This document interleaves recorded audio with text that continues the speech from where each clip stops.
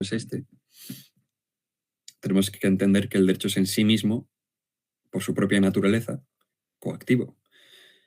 Lo dice Kant en Metafísica de las Costumbres. La facultad de coaccionar es inherente al derecho. Entonces, también esto hay que entender que la propiedad y el derecho al final siempre son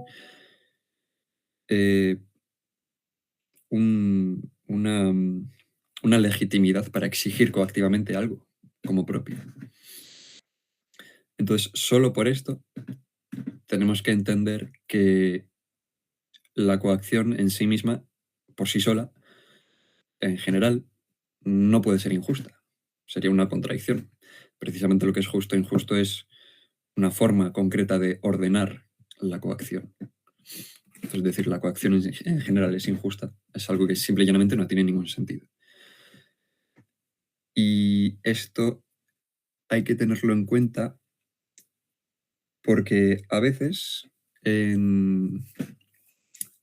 hay ciertos individuos que simplemente no son capaces de encajar con una sociedad, una comunidad. Y en cuanto que no encajan, ya sea porque, no sé, son unos degenerados, unos, no sé, irresponsables, unos irrespetuosos, lo que sea, hay veces que naturalmente se les expulsa o se les aparta de la sociedad a ciertas personas. Y no solo en un sentido como de virtud, sino también en un sentido de derecho. Es decir, no solo se le aparta a ciertas personas en un sentido de, no sé, pues ya no voy a ser tu amigo. No, a veces se le aparta a las personas en el sentido de no te voy a dejar entrar en este lugar, en esta tienda, en este, no lo sé, en este local, en este edificio, en esta incluso carretera, lo que sea. El derecho libertario tiene que entender que esto es una posibilidad, algo que está implicado en el derecho de propiedad.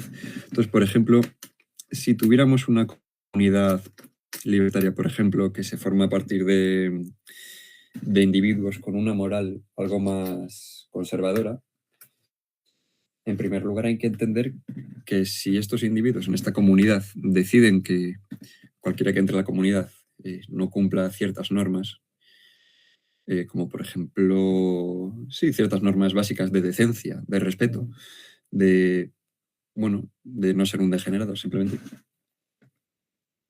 Estas comunidades, en cuanto que ellas mismas imponen unas normas sobre su propiedad, que es suya, y en cuanto que es suya, ellos mismos tienen legitimidad para que sus fines prevalezcan sobre el uso de sus recursos, en vez de que prevalezcan otros fines. En cuanto que ellos son propietarios y dueños, tienen la legitimidad para imponer según qué normas. Y ser dueño de algo, entre otras cosas, implica no solo poder reclamarlo si te quitan ese algo, sino también, por ejemplo, expulsar a alguien de ese sitio. Por ejemplo, si yo soy dueño de una parcela o quizás incluso de una carretera o de no lo sé, o de un edificio, de lo que sea, si viene un extraño o, una persona nueva y no cumple unas normas que se han establecido para poder entrar a esa propiedad, por el mismo derecho libertario, y esto de acuerdo con el propio Rothbard y de acuerdo con el propio Hoppe, porque no me estoy inventando esto, de acuerdo con el propio Rothbard y Hoppe, el derecho de propiedad en sí ya implica la posibilidad, la legitimidad para poder expulsar a algún individuo. Y de aquí surge la idea de remoción física. Que no es algo, no sé, alguna elucubración, un invento hoppeano que no sé, que unos nazis han intentado colar en la teoría libertaria. No, es una deducción misma de lo que la propiedad significa. Tener propiedad implica, entre muchas otras cosas, la posibilidad de expulsar a alguien de una parcela, un terreno, lo que sea. Y en cuanto a tal, se pueden establecer normas para la expulsión de individuos indeseados, simplemente. Y bueno, aunque no lo dijeran Rothbard, porque tampoco no quiero utilizarlo como un argumento de autoridad, aunque no lo dijera Rothbard ni Hoppe, de acuerdo con lo que acabo de explicar respecto de la génesis del derecho, de cuál es la naturaleza del derecho, está claro que la idea de propiedad está hecha para que cada individuo pueda tener, digamos, su curso de acción guiado de tal manera que no interceda con otros cursos de acción de otros individuos, ¿no?, sobre el uso de sus propios recursos. Pero claro, si alguien tiene una casa, por ejemplo, yo qué sé, o un rancho, o una carretera, o lo que sea, y ese dueño, por lo que sea, no quiere que entren, no lo sé, comunistas, o no quiere que entren, no lo sé, drogadictos. Si esa persona no quiere que según qué individuos entren, pues está en su derecho de expulsarlos. Al menos por lo general, ¿no? Obviamente, yo qué sé, si estamos no sé, montados en un avión, pues ahí la expulsión implica matar a un inocente, ¿no? Pero por lo general, expulsar a alguien no es, no sé, no es violar la propiedad de un inocente, sino simplemente reclamar el hecho de que uno tiene la propiedad sobre ese recurso y ya está. Y no implica violentar o no implica transgredir la propiedad de algún inocente. Entonces, por lo general, salvo alguna excepción como la que acabo de mencionar, por lo general el derecho a expulsar, el derecho a establecer unas normas sobre quién puede entrar o no a una comunidad o a una propiedad o lo que sea, es algo que debe entenderse como derivado del derecho libertario mismo. Y en segundo lugar, también es muy común e incluso me atrevería a decir que hasta el propio Rothbard y el propio Hoppe pecan de este error.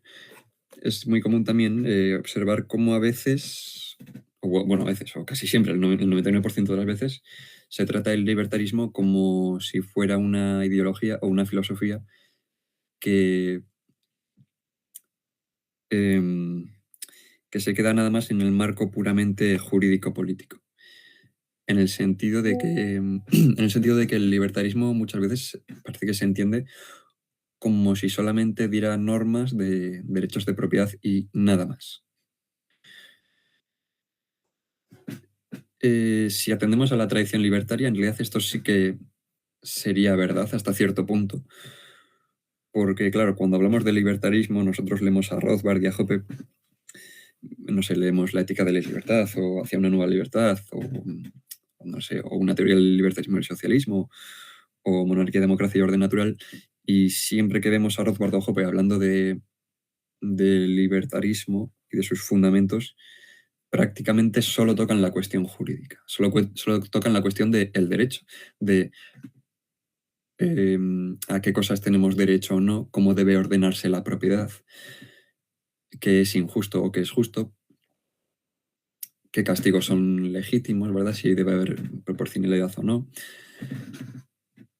Pero nunca establecen una doctrina de la virtud, en el sentido de que nunca hablan como de una formulación a priori de una ética sobre cuestiones no jurídicas. Por ejemplo, estaremos todos de acuerdo como libertarios que hay cosas que, aunque tan solo sea como algo intuitivo, aunque no tengamos una teoría a priori, estaremos todos de acuerdo en que hay cosas que, aunque no caigan sobre el derecho libertario, son malas. Por ejemplo, no sé, mentir, ser irresponsable, ser maleducado, o no lo sé, ser un vago, tener unos dones y no aprovecharlos, no ser humilde. Es decir, hay ciertas cuestiones que podemos entender como malas, quizás incluso objetivamente malas, ¿no?, dependiendo de qué perspectiva tengamos, aun incluso si no son una cuestión que concierne al derecho. Porque mentir, a menos que estemos hablando de una estafa o de algún tipo de robo, en general mentir pues, no es algo injusto, en el sentido de que no es algo en lo que se deba entrometer el derecho. No debemos, no sé, multar o no debemos, no sé, meter a la cárcel a personas simplemente por mentir. Por hacer, no sé, alguna mentira No sé, si yo le digo a un amigo que mido 1,85 y mido 1,80, bueno, es una mentira, pero no hay ninguna razón para vulnerar algún derecho mío, para coaccionarme de alguna manera o, o para atacarme jurídicamente, para castigarme de alguna manera. Entonces, aunque no le concierne al derecho ese tipo de acciones, aún así podemos estar de acuerdo en que de algún modo sí les concierne a la moral, incluso a una moral que podríamos plantear como objetiva. Y lo mismo con todo lo que he mencionado antes, la irresponsabilidad, no lo sé, la drogadicción, cuestiones así, ¿no?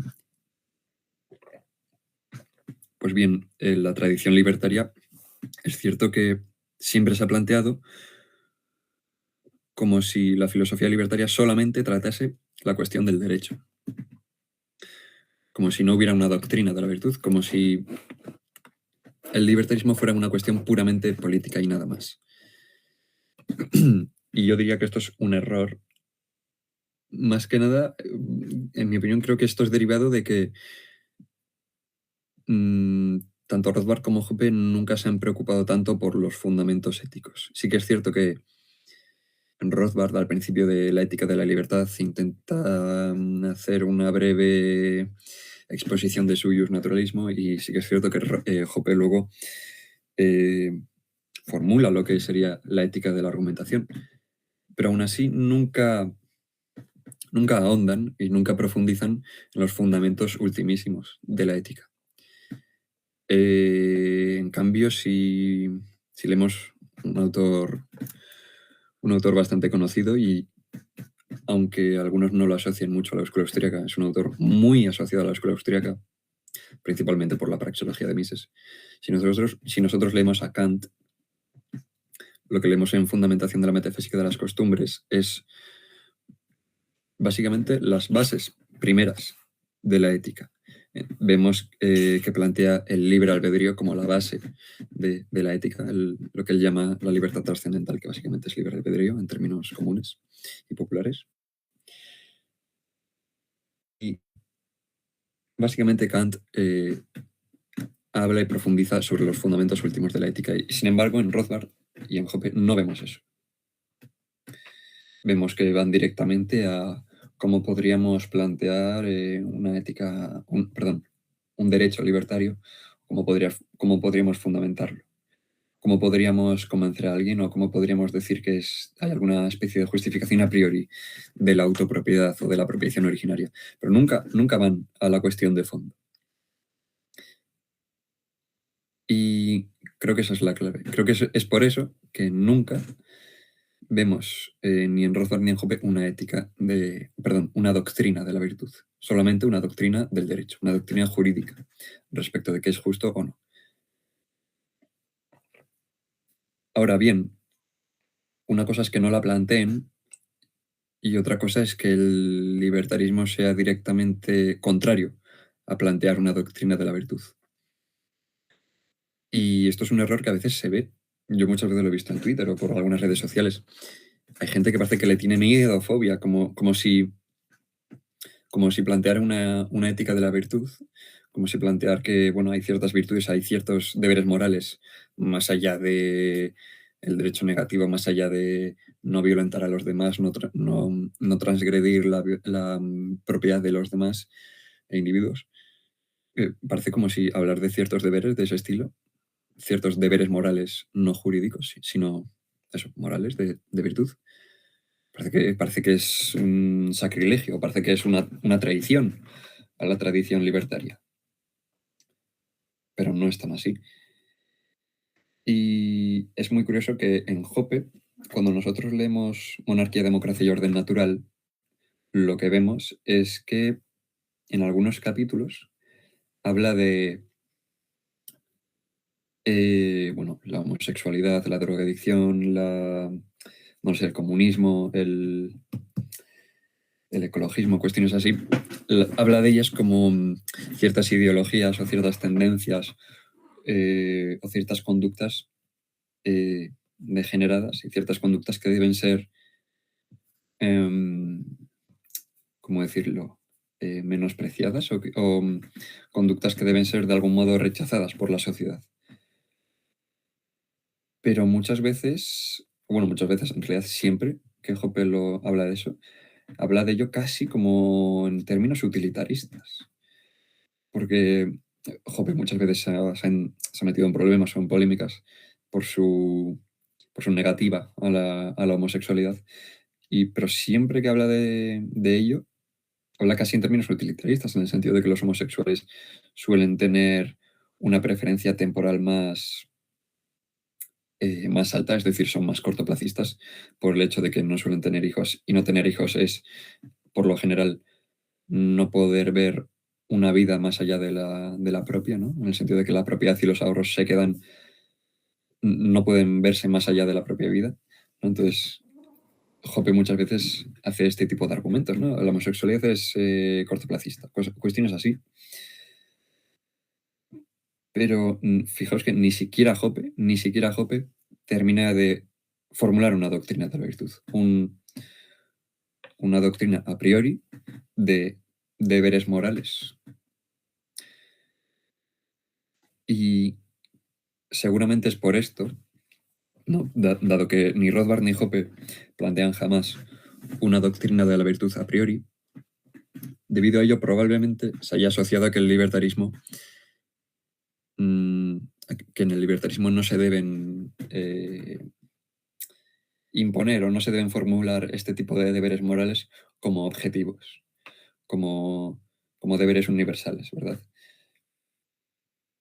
Como si, no sé, como si decir que al decir que la homosexualidad es mala o que la drogadicción es mala o que, no lo sé, o que la irresponsabilidad, la falta de humildad, en fin, todo este tipo de cuestiones, como si decir que estas cosas son malas, como si fuera no sé, algún tipo de, lo que he dicho antes, como si fuera una traición al libertarismo, o como si fuera algún tipo de imposición al individuo, como si fuera no sé, alguna especie de proyecto de protoestado, ¿verdad?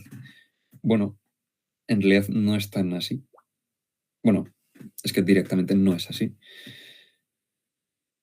Porque, repito, la propiedad misma, el derecho mismo, es que ni siquiera el derecho libertario, sino el derecho mismo en sí mismo, por su propia naturaleza, por su propia génesis y origen, la propiedad, la propiedad y el derecho de propiedad implican la posibilidad de expulsar a individuos de comunidades o al menos de propiedades particulares. Y en cuanto tal pueden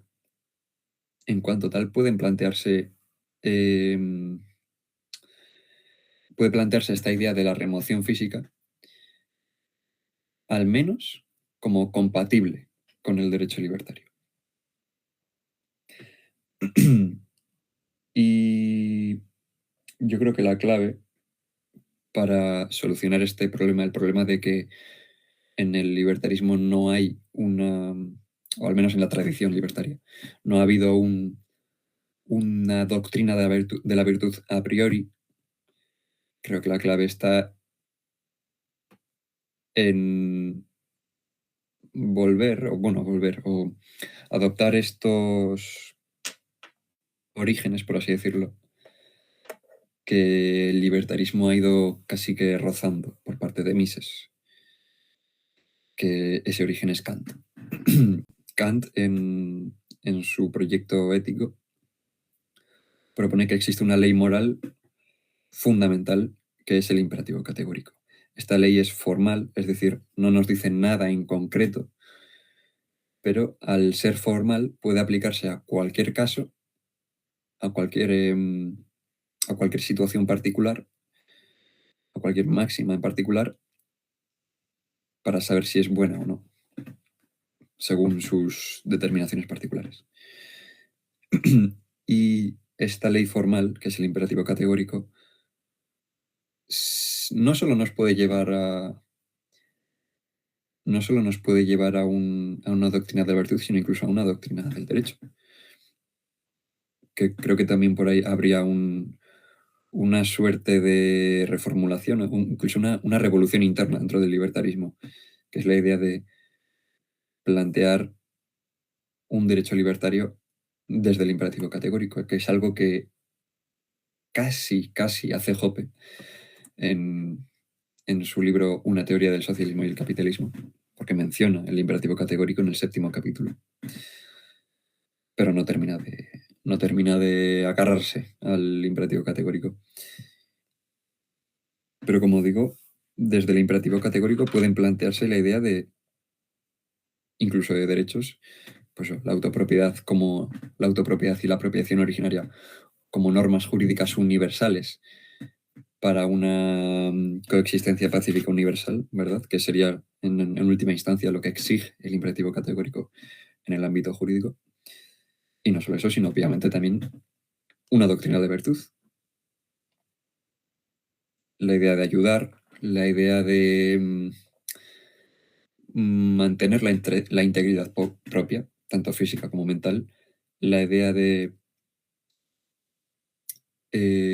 considerarse a uno mismo como sujeto con dignidad, considerarse a uno mismo como no solo mero medio, sino fin en sí mismo. Y por tanto, reconocernos la dignidad de uno mismo, no abusar de nosotros mismos, ya sea, no sé, por la gula o por la lujuria o por la cuestión que sea. Aprovechar nuestros dones, nuestras potencialidades, ya sea la inteligencia, la fuerza, no lo sé, la astucia, la sabiduría, lo que sea. Aprovechar el don que sea que la naturaleza nos haya dado. Es decir, no quedarnos en la irresponsabilidad. La humildad, incluso, todo este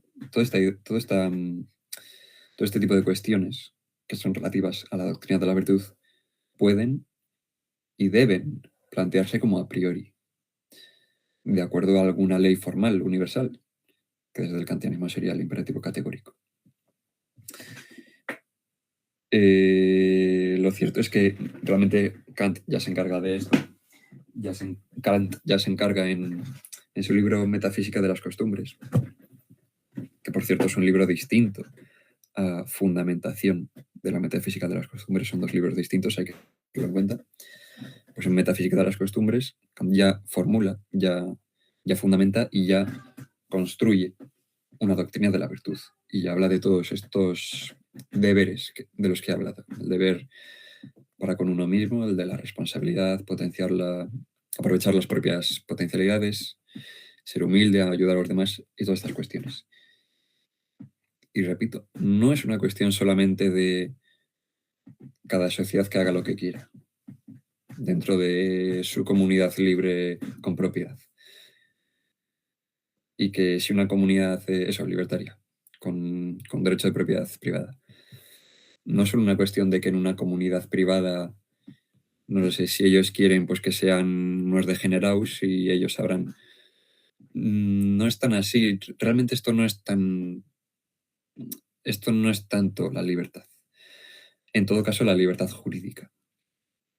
Que la libertad jurídica es meramente la de evitar los conflictos jurídicos. Pero la libertad debe entenderse en un sentido más amplio. Porque la libertad no es solo política, la libertad es moral. La libertad puede entenderse, como lo he mencionado antes, la libertad trascendental, que es básicamente el libre albedrío y ya está. Pero también puede entenderse en un sentido de libertad moral.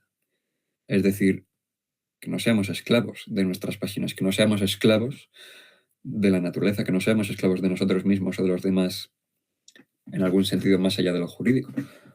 Porque un drogadicto, por mucho que no haya sido coaccionado, por mucho que sus derechos de propiedad legítimos, sus derechos de propiedad libertarios, por mucho que no hayan sido transgredidos, por mucho que haya adquirido sus recursos por medio del intercambio voluntario, en cuanto que es drogadicto, no es libre.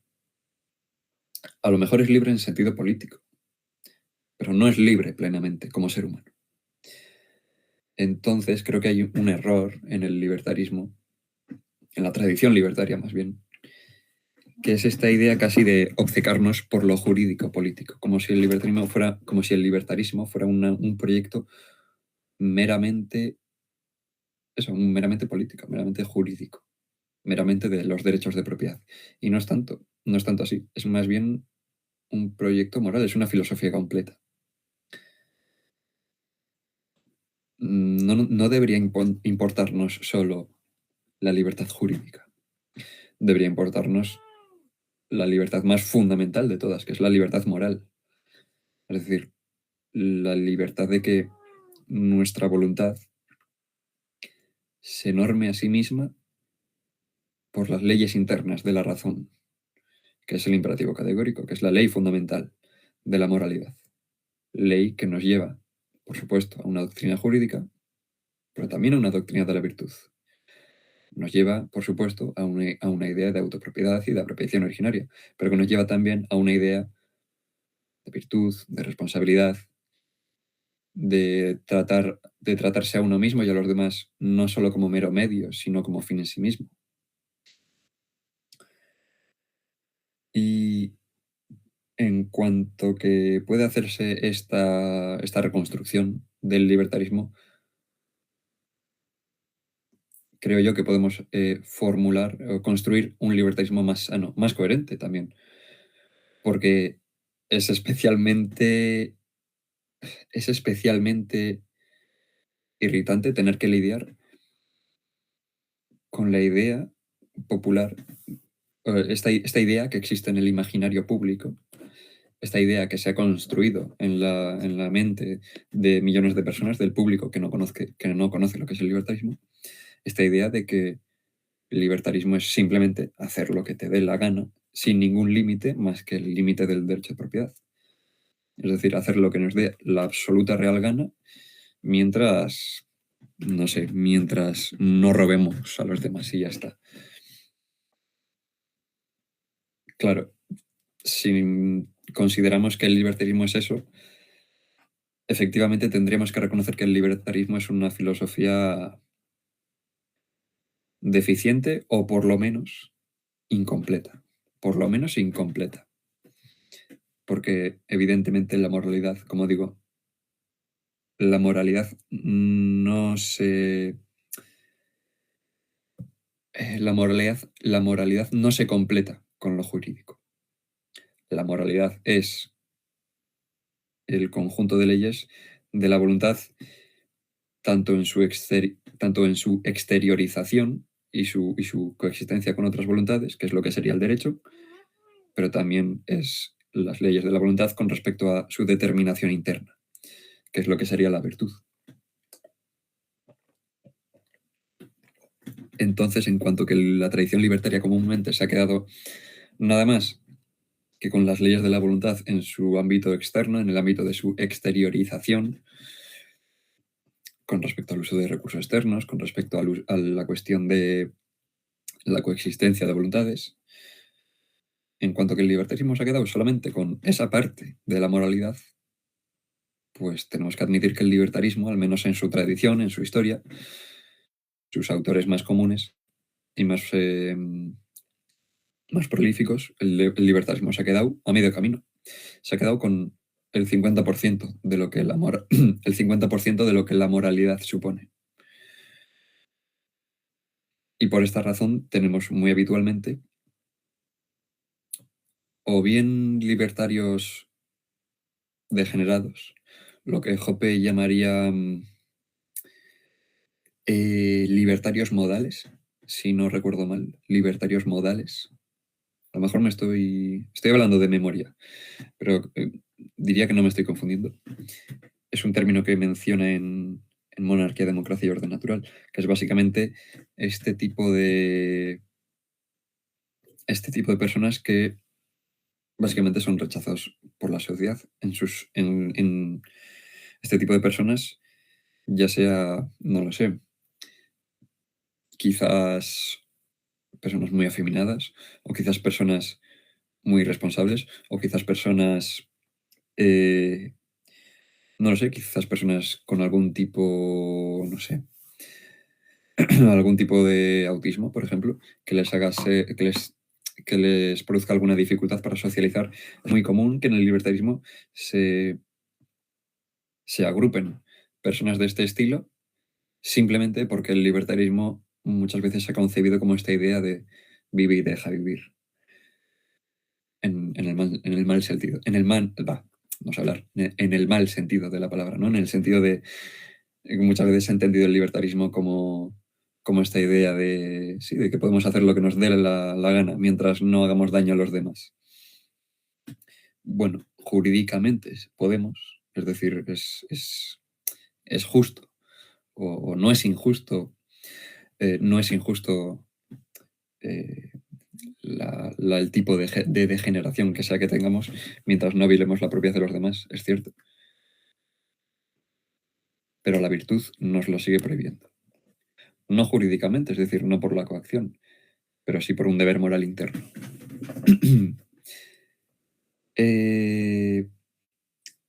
Entonces, teniendo en cuenta esta cuestión del derecho y de la virtud, que habría que considerar y corregir en la tradición libertaria, se entiende mucho mejor la remoción física de Hoppe. En primer lugar, porque no es incompatible con el derecho, porque el derecho en sí mismo ya obliga a que la coacción se ordene hacia algún lado. Lo que hace el derecho libertario simplemente es decir de qué manera se ordena la coacción. El principio de autopropiedad y el principio de apropiación originaria simplemente son las leyes que ordenan, que dictaminan cómo se ordena la coacción, ¿verdad? Si alguien me apuñala, si alguien me secuestra, si alguien me hace lo que sea a mi cuerpo, yo tengo la legitimidad para responder coactivamente, para defenderme, o incluso luego para castigar a esa persona, exigirle alguna restitución, alguna remuneración, o incluso para encarcelarlo, la cuestión que sea. Claro, el derecho ya implica la coacción, necesariamente por su propia naturaleza. Y en segundo lugar, no solo el derecho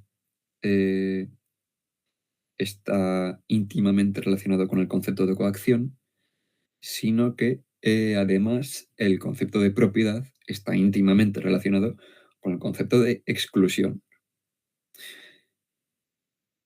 Simple y llanamente porque si uno es dueño de un terreno, o bueno, un recurso en general, entonces eso significa que esta persona tiene la legitimidad para expulsar a una persona siempre y cuando el dueño pues, no quiera que esta persona esté en esa propiedad.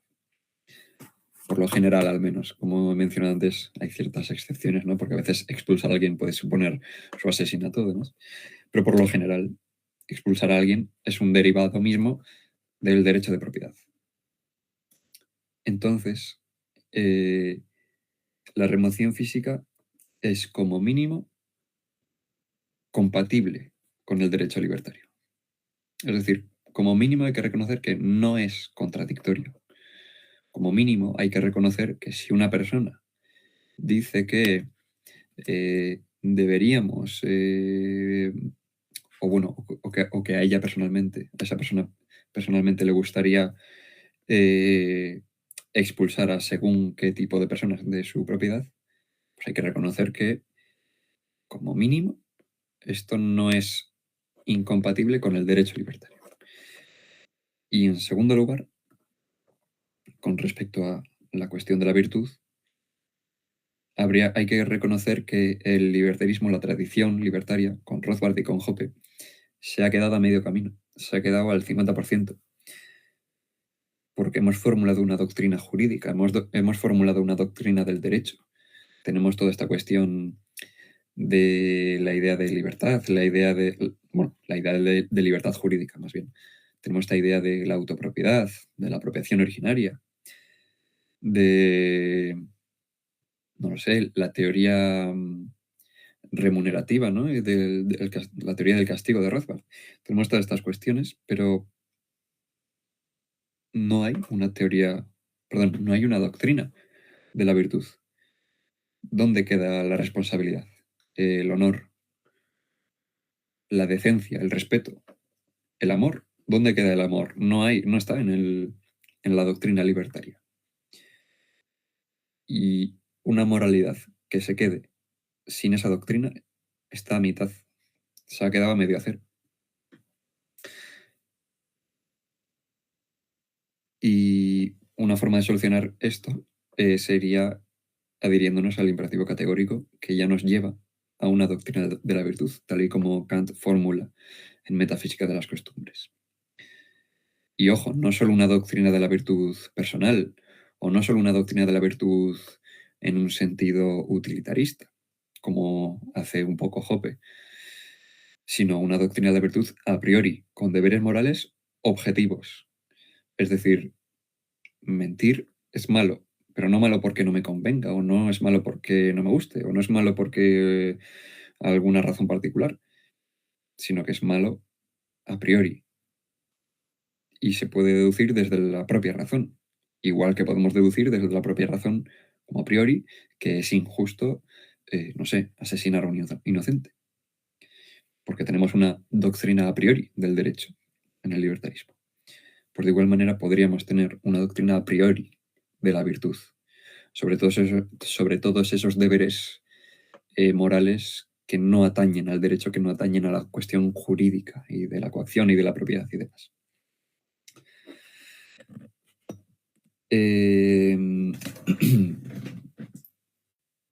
Y teniendo estas dos cuestiones, ¿no? De que la remoción física, o sea, tenemos estas dos cuestiones, de que la remoción física no es incompatible con el derecho.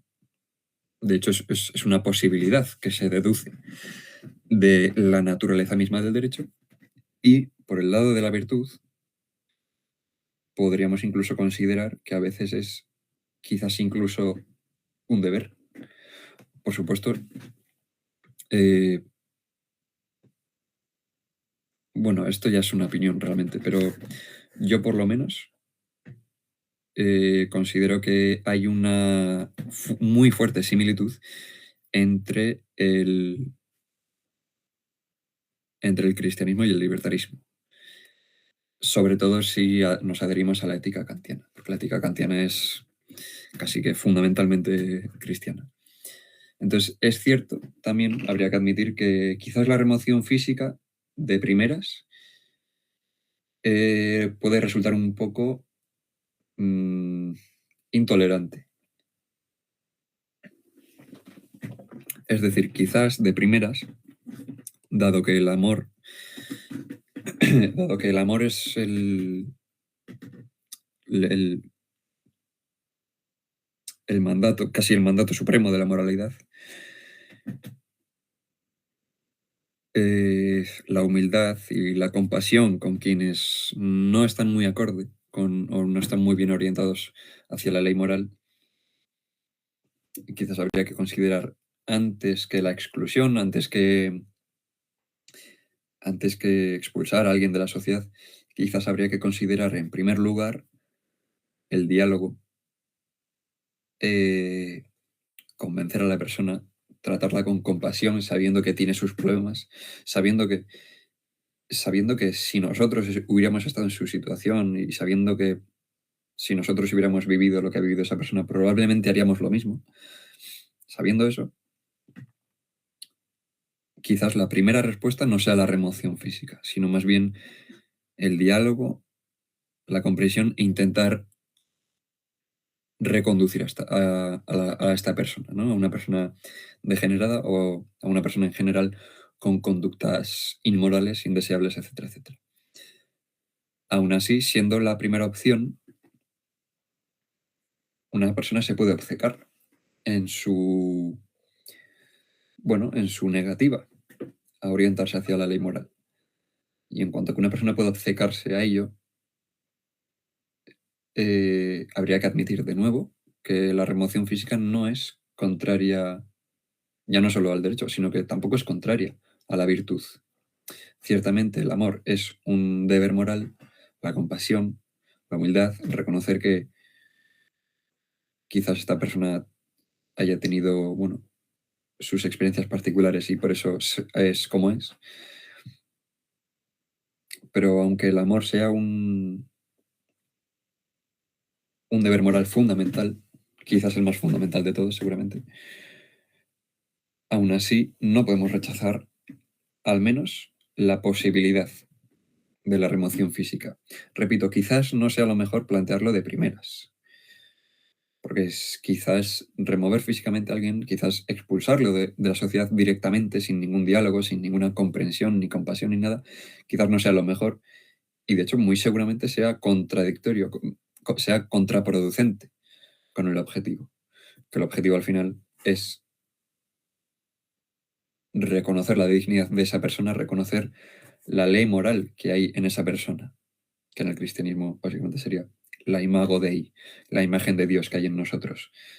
El amor no solo nos creó y no solo nos amó antes de que fuéramos creados, sino que está dentro de nosotros y hay que reconocerlo. Entonces, plantear la remoción física de primeras es contraproducente, sería impedir que esa persona se reconduzca a la ley moral, que al final es lo que queremos, que esa persona pueda volver a la ley moral.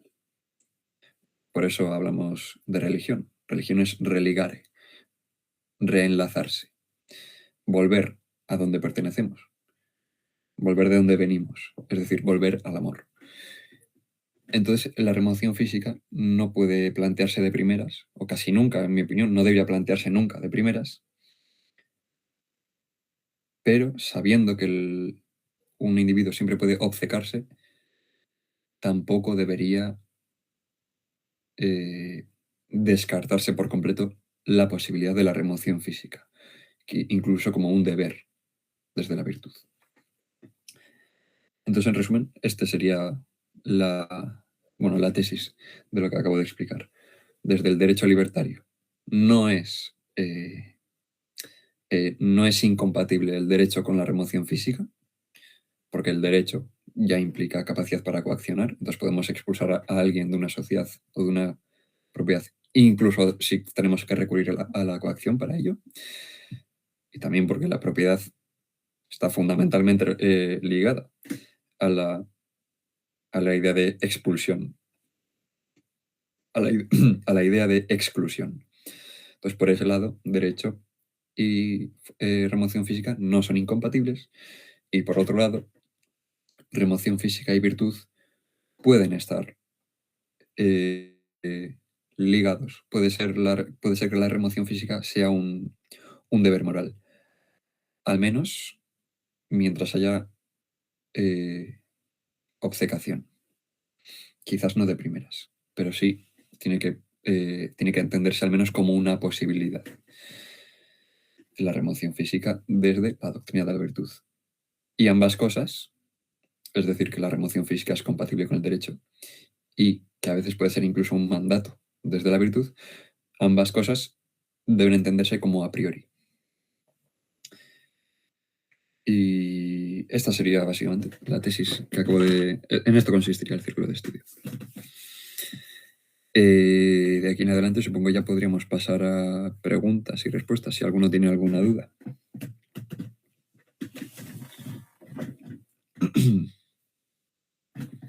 Libre simplemente de prender tu micrófono y puede hacer la pregunta que...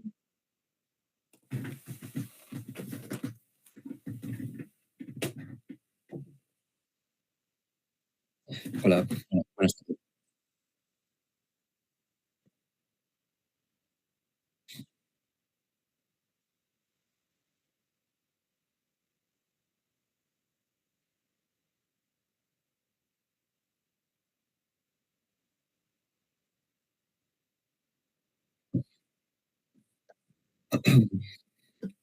Con la relación entre Kant y la escuela austriaca, fíjate, ni siquiera es con el libertarismo, es con la escuela austriaca en general.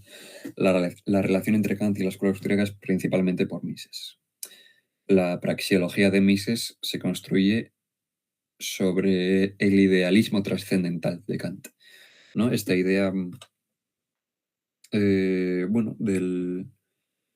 lo que hizo la revolución filosófica que hizo Kant, ¿no? Que en última instancia fue el giro copernicano, es decir, dejar de plantear la cuestión desde la óptica de los objetos y empezar a plantear la cuestión desde la óptica del sujeto. Es decir, ya no es una cuestión, a partir de Kant, la filosofía ya no es una cuestión de cómo es esto posible, cómo son posibles los objetos, cuál es la naturaleza de los entes, sino ya más bien una cuestión de cómo podemos conocer. Entonces ahí ya no es tanto una cuestión de, bueno, de ir a entender directamente la realidad, sino más bien de, primeramente, entender el sujeto y cómo entiende el sujeto la realidad. Es decir, hace una inversión, le da la vuelta a la tortilla. Ya no está primero el objeto, sino primero el sujeto. Y a partir de ahí, pues Kant construye la idea de el espacio y el tiempo no como realidades externas como tal, sino el espacio y el tiempo como fundamentos subjetivos, es decir, fundamentos del sujeto, que son subjetivos pero son universales y necesarios aún así. Fundamentos del sujeto para poder percibir los objetos de la experiencia. Y lo mismo ¿cómo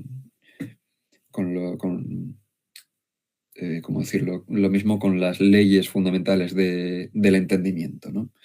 En la sensibilidad sería el espacio y el tiempo, en el entendimiento serían las categorías. Pues bien, Mises Mises hereda de algún modo el proyecto de Kant, porque al final la praxeología, las leyes de la acción, las leyes de la praxeología, son leyes del sujeto. Y de hecho Mises incluso menciona la idea de categorías. Menciona la idea de categorías. La acción humana se construye sobre dos categorías, que serían la categoría de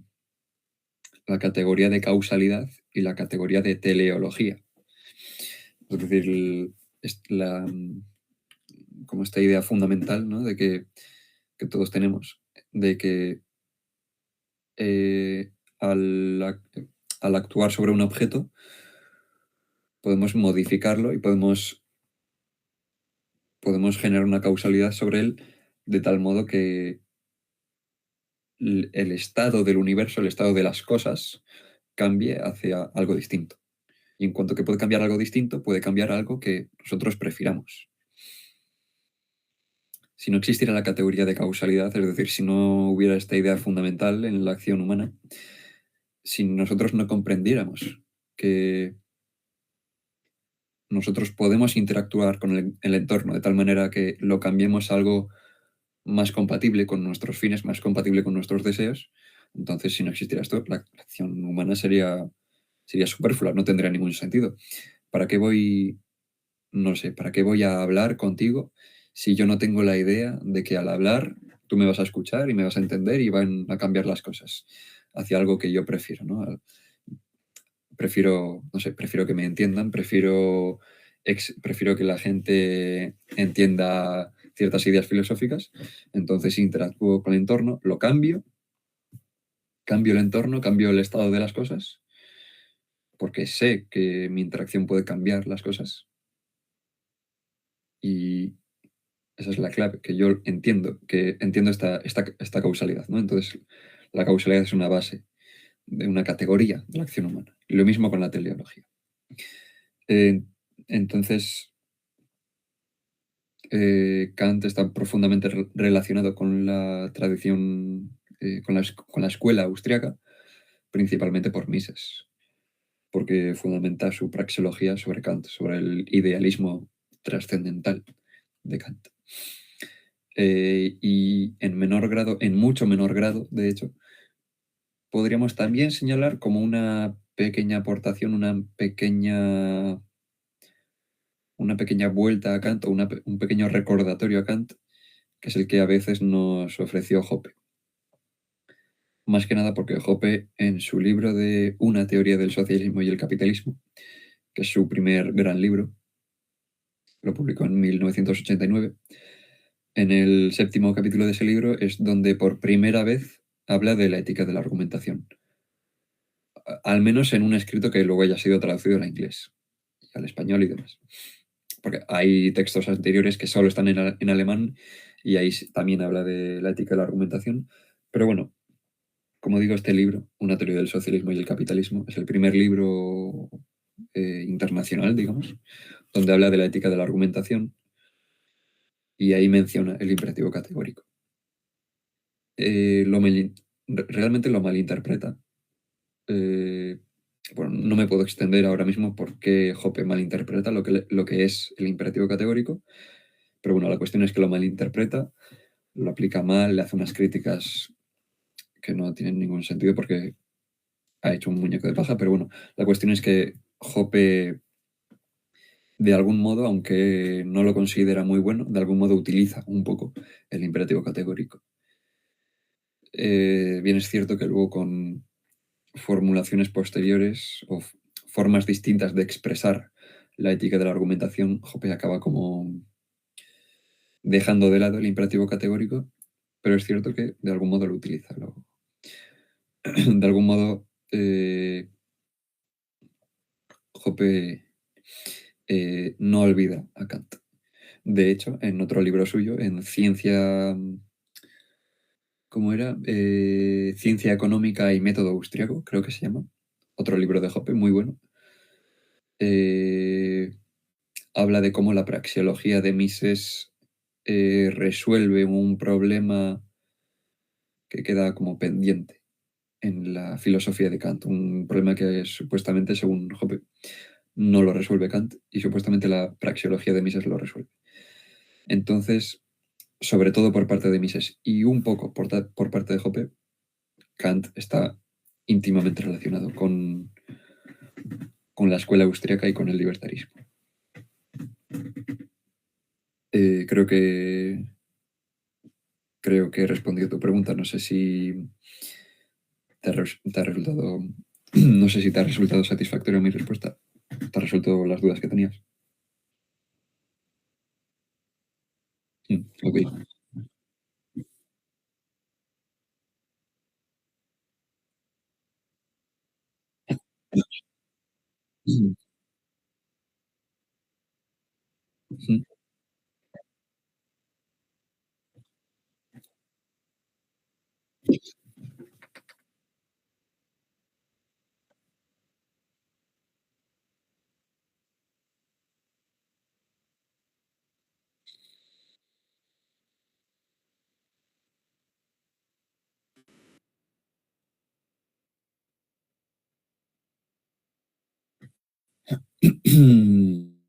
Ya, vale, es una muy buena pregunta. Es un poco complicada, la verdad, no te sabría responder.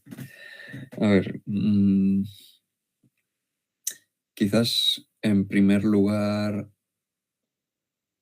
eh, habría que recordar a los libertarios nuestra necesidad por lo universal. Porque al final el proyecto moral, incluso el proyecto político libertario, apunta hacia cierta universalidad. Es decir, mm, ¿por qué razón, defenderíamos el derecho libertario?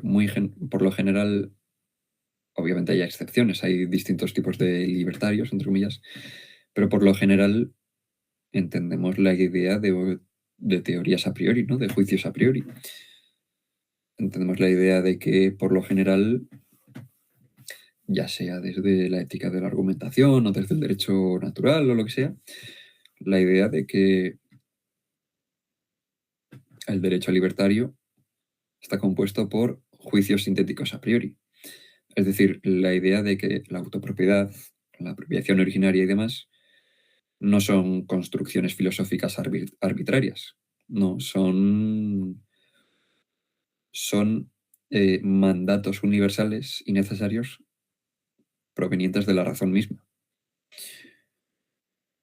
En cuanto a tal, tenemos que recordar la necesidad que tenemos por lo universal.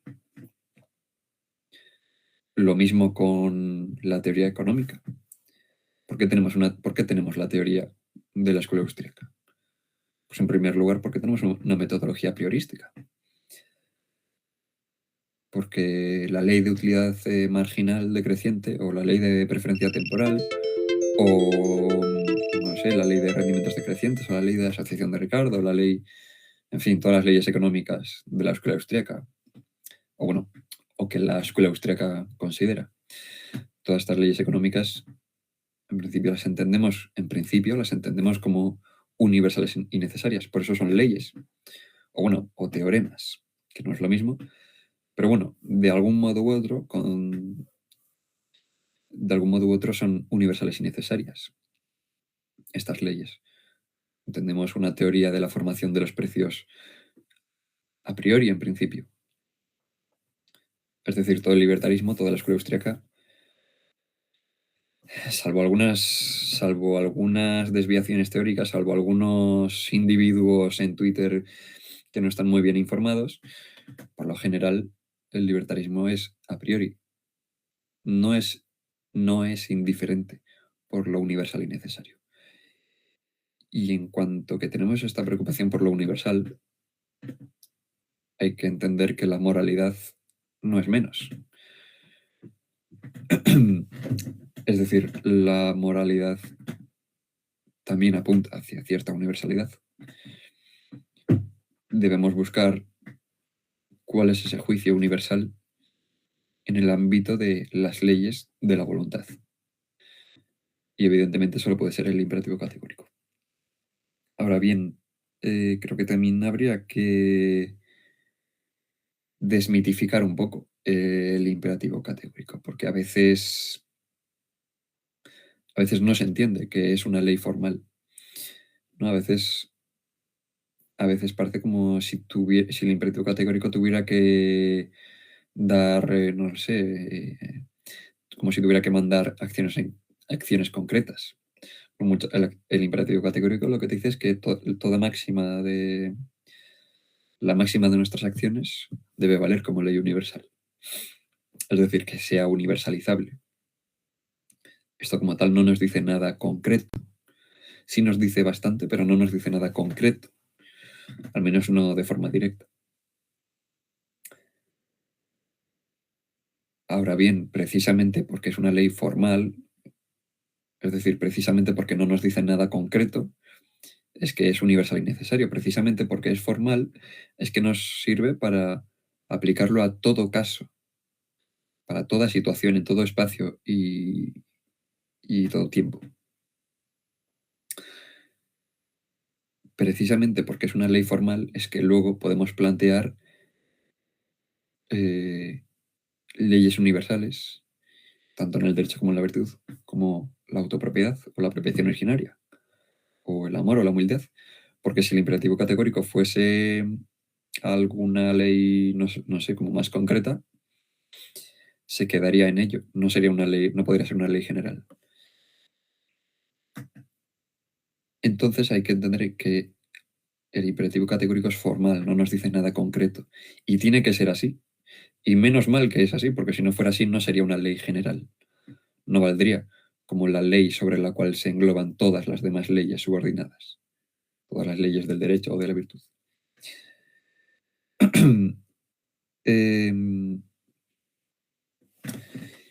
Y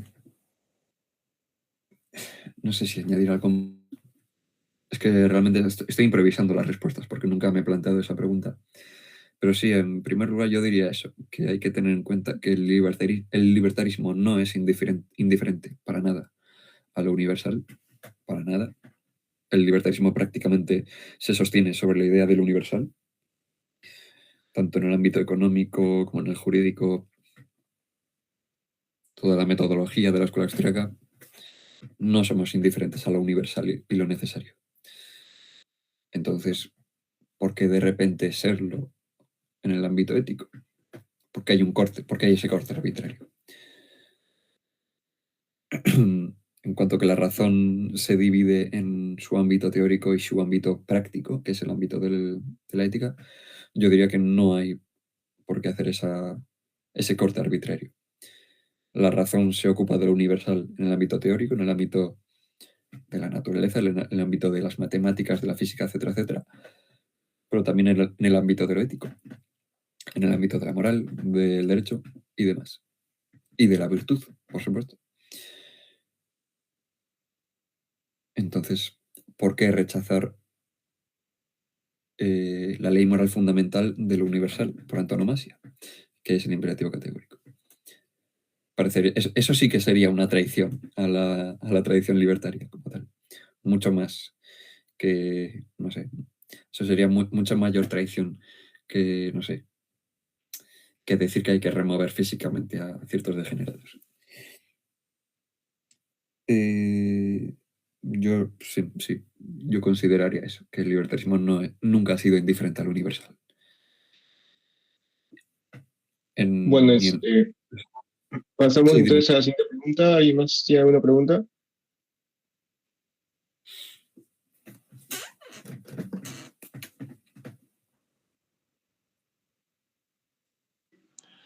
Hola, sí. Yo quería preguntar em, Sí, si, dime. si vos, Alejandro, te considerarías ius naturalista. Te lo pregunto porque mm, parte de lo que planteaste me recordó un poco a lo que sostienen algunos positivistas moderados, o creo que Norberto Bobbio lo llama positivismo conceptual o algo así. Em, y bueno, por eso te quería consultar. Em, a ver, tal y como yo entiendo el positivismo, quizás haya varias formas de entenderlo, ¿no? Pero tal y como lo entiendo yo, eh, te diría que no. Más que nada porque, tal y como yo entiendo el positivismo, sería básicamente considerar que ley no es nada más que aquella que se efectúe en la realidad. Por eso el propio nombre, ¿no? Ius, positivismo. La ley que se da positivamente, la ley que se da en la realidad. En ese sentido, ius positivismo sería, por ejemplo, decir que si en Estados Unidos, ahora en 2026, está bien, no lo sé, vestirse de zorro y salir a las calles a saltar como si fueras un zorro, pues si dicen que está bien, pues está bien y ya. Y si en la Alemania nazi del Tercer Reich estaba bien eh, quemar a individuos de cierta raza, pues si en esa sociedad estaba bien, pues está bien. Al menos tal y como entiendo yo el positivismo, pues el positivismo es eso. Y si en 2080 tenemos una sociedad libertaria donde hay un derecho de propiedad privada, pues eso estará, pero por lo que se ha dado y ya está. Y es lo que se considera que está bien y ya está. En ese Bien, sentido, no soy positivista. claro, No sí, sé, entiendo. quizás tú lo entendías de otra manera. No, no, sí, concuerdo con vos. Yo tampoco estoy de acuerdo con el positivismo.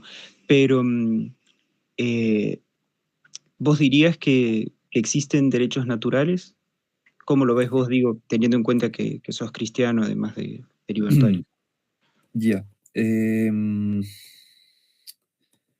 A ver, no me llamaría exactamente.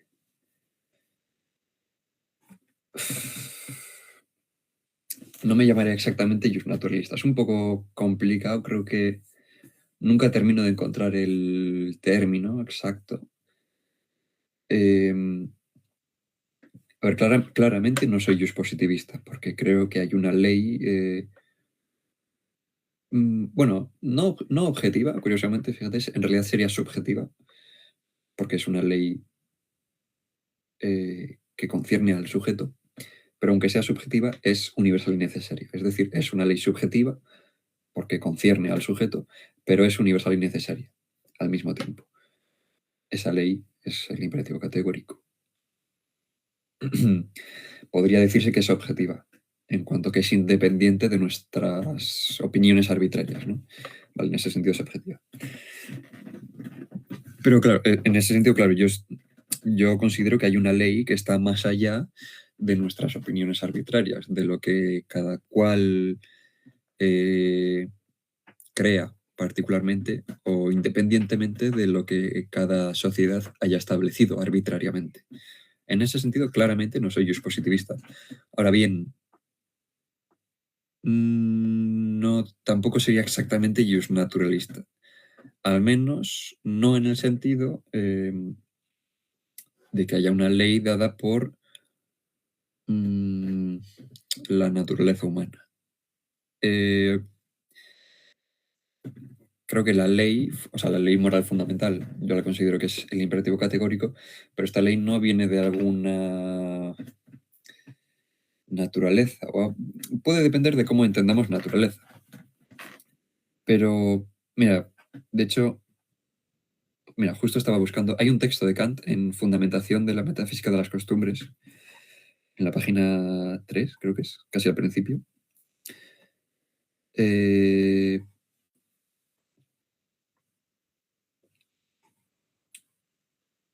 Que, mira, dice así.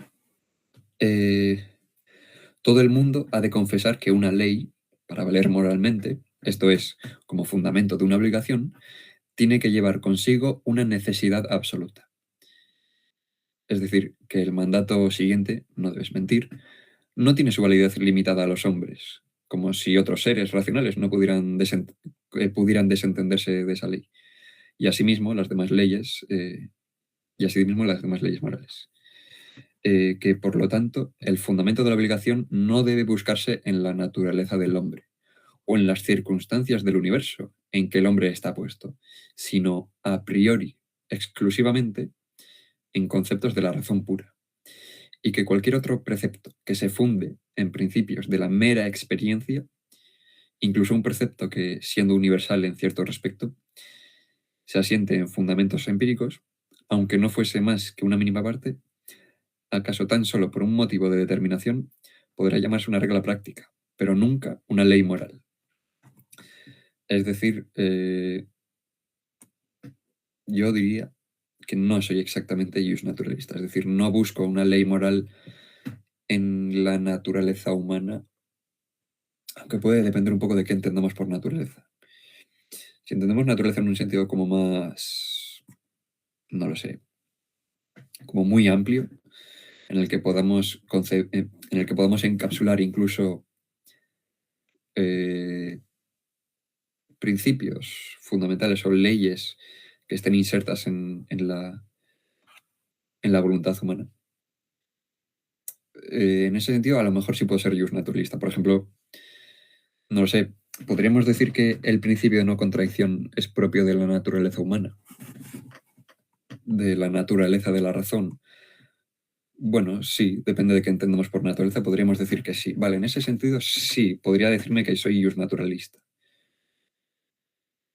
Pero no en el sentido de naturaleza como, no sé, algo a lo que tiendan naturalmente los hombres, ¿no? Por ejemplo, podríamos decir, la homosexualidad es algo a lo que la naturaleza humana no tiende. Parece ser algo contrario a la naturaleza humana. No baso mi moralidad en ese tipo de concepción de la naturaleza. Pero si hablamos de naturaleza como algo como lo intrínseco, sobre todo lo intrínseco en las leyes de la razón, en su ámbito práctico. Pues sí, creo que hay una ley, creo que hay una naturaleza en la razón, en la razón pura. Hay una ley fundamental y esa ley es el imperativo categórico. Es una ley que es independiente de nuestras consideraciones arbitrarias. En ese sentido, ¿soy justnaturalista? Pues de nuevo depende de qué entiendas por naturaleza. Quizás sea un tipo de justnaturalismo como más general o más a priorista, como más abstracto, digamos. No es una naturaleza en el sentido de literalmente naturaleza. Es más naturaleza en el sentido de lo intrínseco a la voluntad humana, a sus leyes más puras. En ese sentido, sí. En otro sentido, no. Bien, entiendo. Justo me contestaste otra pregunta que estaba pensando con el tema de por qué consideras que la doctrina de la virtud es a priorística. Y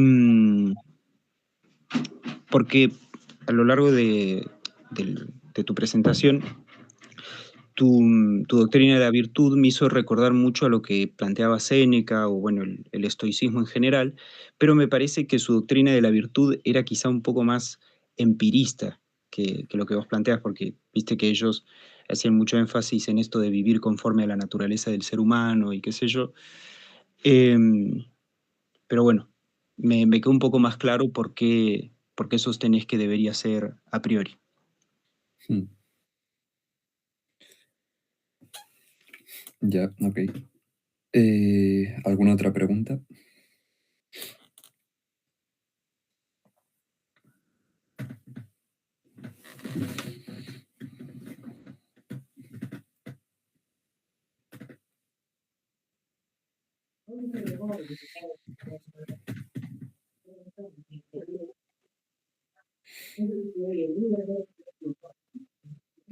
Creo que, bueno, no sé, diría que no va a haber más preguntas, ¿no? No lo sé, supongo que no. Bueno, entonces, unos comentarios finales para ya finalizar el Meet.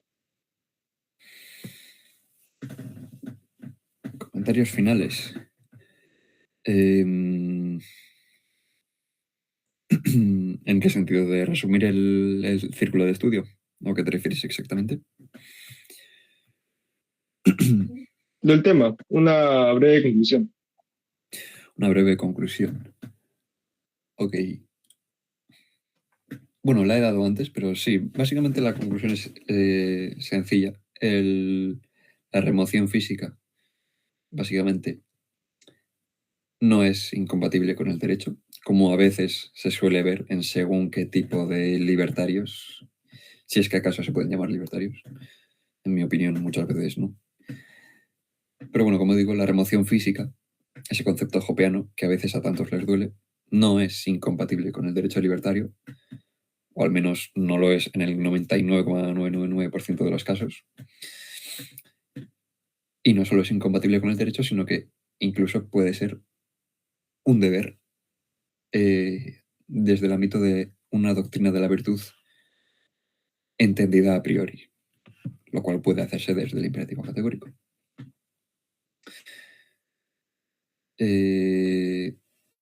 Pero siempre teniendo en cuenta el mandato del amor y la compasión. Por lo tanto, quizás la remoción física haya que dejarlo como último recurso. El primer recurso siempre es el diálogo y la compasión. Y esa es la conclusión, básicamente. Bueno, con eso finalizamos el círculo de estudio de esta ocasión. Nos vemos la siguiente semana. Ya se publicará el tema en nuestros grupos. Y bueno, un gusto a todos por estar aquí. Síganos en nuestra página, en nuestro grupo de WhatsApp en caso no estén. Y bueno, hasta luego. Muchas gracias, Alejandro. De nada, muchas gracias a ti.